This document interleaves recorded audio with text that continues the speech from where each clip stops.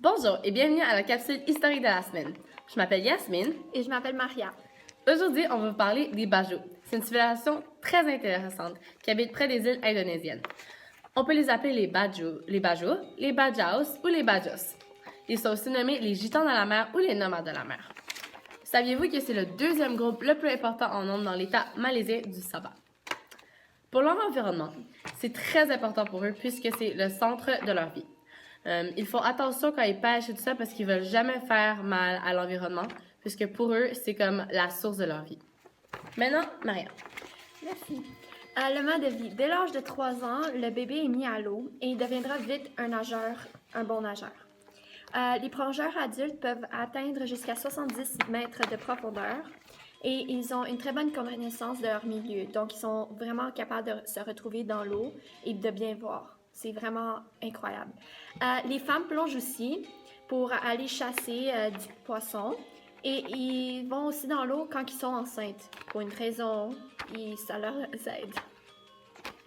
Vas-y, Yasmine, à toi. Donc, maintenant, je vais parler de l'alimentation, parce que qui aime pas la nourriture, honnêtement? Les Bajau ne mangent que du poisson et aucune protéine animale. Donc, ça, c'est spécial, hein? Donc, ça veut dire qu'ils mangent tout le temps juste du poisson? Oui, ils mangent aucune autre protéine animale parce qu'ils refusent de chasser. Ils vont juste faire de la pêche et ils vont faire avec je pense que c'est des armes spéciales qu'ils font eux-mêmes pour les tuer. Ah, c'est Ouais. intéressant. Et ils complètent tout leur repas avec du riz et des fruits trouvés dans la jungle. Et les Bajau sont nomades et ils se déplacent fréquemment. Donc ça, c'est vraiment quelque chose qui est important. Donc puisqu'ils ne peuvent vraiment pas faire d'agriculture, donc c'est un peu comme les Algonquins et les Iroquois qu'on apprend en histoire. Ouais, ça c'est vraiment intéressant. Okay, donc le territoire aussi il se trouve en Indonésie, aux Philippines et en Thaïlande, dans des îles proches de l'eau. Et ils sont retrouvés dans les îles les plus belles, les plus magnifiques du monde. Vous allez voir, on va vous montrer quelques photos. C'est incroyable comment ils sont belles. L'eau, elle est vraiment claire. On dirait, quand ils sont sur un bateau, on dirait qu'ils volent. C'est incroyable comment c'est clair. OK. Ben, là, on va vous montrer des photos maintenant. Donc, on va laisser la place pour les photos de 10 secondes.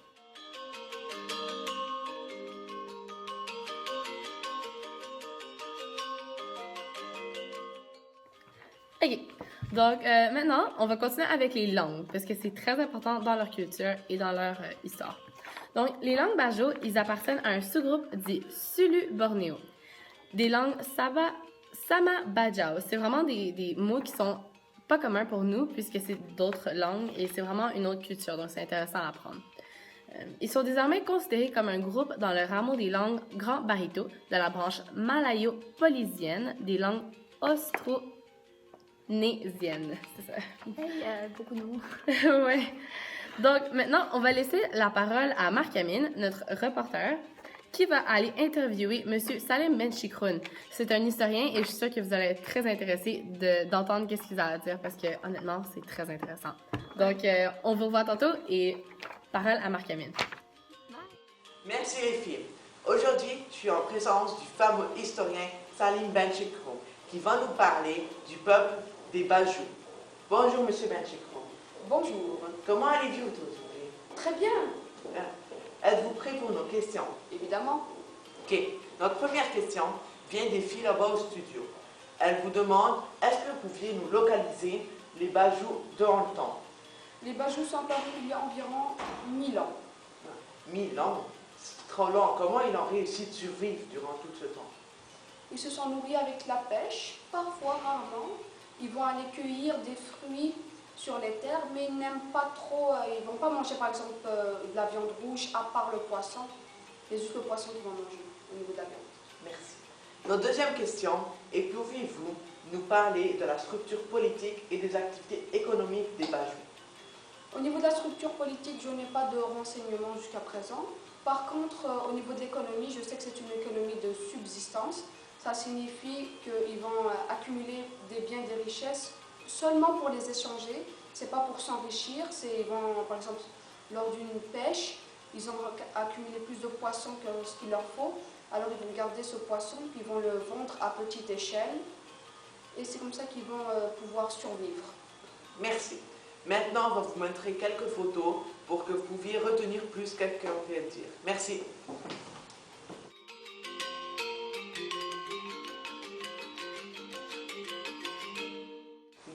retour à l'émission. Monsieur Benchikro, pouvez-vous nous expliquer la conception du monde du peuple des Banjous? Donc, d'après les Bajous, il y a fort longtemps, ils vivaient sur la côte de l'océan Indien. Un géant tsunami les aurait emportés pendant 7 jours et 7 nuits. Ce tsunami représente leur identité qui a été sans cesse bafouée. Waouh, c'est donc bien surprenant. Voici la prochaine question. Est-ce que vous pouvez nous expliquer les traditions et les croyances du peuple des Bajous? Donc, les Bajous sont majoritairement musulmans. Leur religion est un mélange d'islam et d'animisme. L'animisme, c'est le fait de croire aux esprits. Donc, ils ont un dieu qui s'appelle Sétan, et ce dieu dispense le mal du bien. Voici notre dernière question et après on va retourner au studio avec les filles. Pourriez-vous nous dire comment les Bajous font-ils pour construire ou fabriquer leurs lunettes de plongée?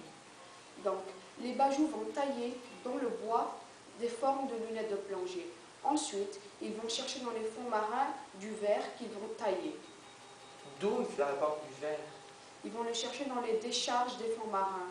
Donc, toute la poubelle, pas vraiment la poubelle, mais parfois les décharges, on va trouver parfois du verre et ils vont le récupérer pour le tailler. Merci, M. Benchikro, pour votre temps. Voici, on va retourner maintenant avec les filles au studio. Merci. Merci beaucoup, Marc-Amine, et merci, Salim Benchikroun. Vraiment, je trouve ça très intéressant d'apprendre des civilisations comme ça qu'on connaît vraiment pas beaucoup et ces différentes cultures et des choses que ça va vraiment m'enrichir dans ma vie, je pense. Oui, spécialement les tribus qui sont déjà disparues. Oui. Tu vois, il y en a beaucoup qui sont disparues, mais celle-là, elle a emménagé à rester. Elle est restée. Oui. C'est vraiment bien. Et surtout passer toute sa vie dans l'eau. Qui aime pas ça nager dans l'eau? Surtout être libre. C'est vraiment bon. Ouais. Alors maintenant, on va vous dire bye pour cette semaine. Puis la semaine prochaine, on va vous revenir avec vous avec les Awa. C'est vraiment une civilisation que je pense que vous allez adorer. C'est vraiment aussi intéressant que celle de cette semaine. Ouais. Alors, merci beaucoup et bonne soirée. Merci. Bye. Bye.